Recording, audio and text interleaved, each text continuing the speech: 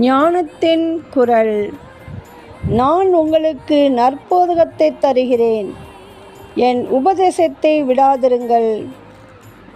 நீதிமொழிகள் 4 அதிகாரம் 2 வசனம்.